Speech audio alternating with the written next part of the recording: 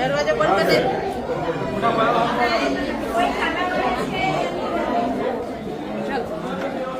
BLO ની કામગીરી કોણ કોણ કરતું છે આમાંથી?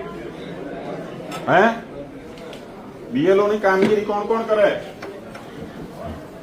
શૈલેષ પટેલ છું, નવસારી જિલ્લા કોંગ્રેસ પ્રમુખ. તમે અરજદારો કોણ છે તે અરજદારોની પહેલા ખરાઈ કરો, પછી મતદારોની ખરાઈ કરજો.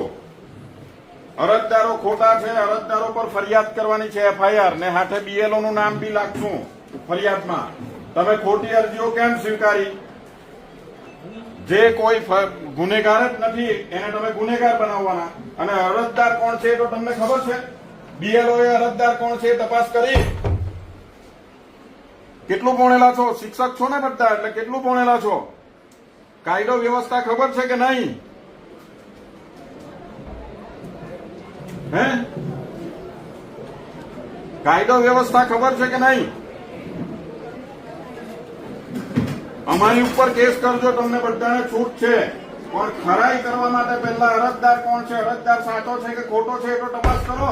તમે શું કામ હેરાન થાવ? મતદારોને બી હેરાન કરો ને તમે હેરાન થાવ. અરજદારને પકડો પહેલા. ખોટા ચોર લુચ્ચા અરજદાર છે, આ ભાજપે કરાવેલું છે. તમે નોકરીઓ કરો બરાબર, પણ ગુલામ છે તમે. ભણી ગણીને જાતે નોકરી મેળવી છે, લોકશાહી દેશ છે. બીએલઓ તરીકે હેરાન શું કામ થાવ તમે? તમે પ્રાંત સાહેબ, કલેક્ટર સાહેબ ને રજૂઆત કરો. કેવો તમે કે આ ખોટી વસ્તુ છે, અમે હેરાન નથી થવા માંગતા. કેમ નથી કહી શકતા કે ડરી ડરીને અમે જ નોકરી કરવાના? કાલે નોકરી બી છોડાવી દે તમારી આ સરકાર. ગુલામ બનાવેલા છે તમને. સુધરો, જાગૃત બનો. ને કલેક્ટરને ને પ્રાંતને કહો કે આ રીતની તપાસ અમારાથી નહીં થાય, પહેલા અરજદાર લાવો.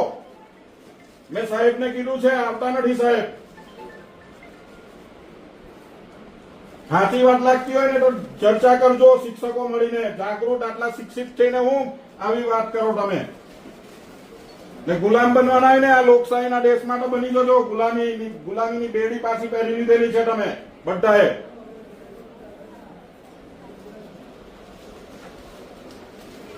મુક્ત થાજો એમાંથી.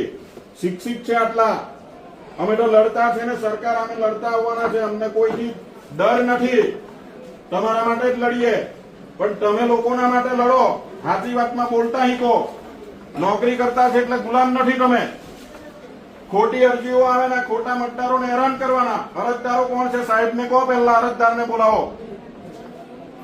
ચોર ને લુચ્ચા લોકો અરજદાર છે. અરજદારના નામ ઠેકાણા એડ્રેસ નથી, અને તે અરજીઓની તમારે ખરાઈ કરવાની.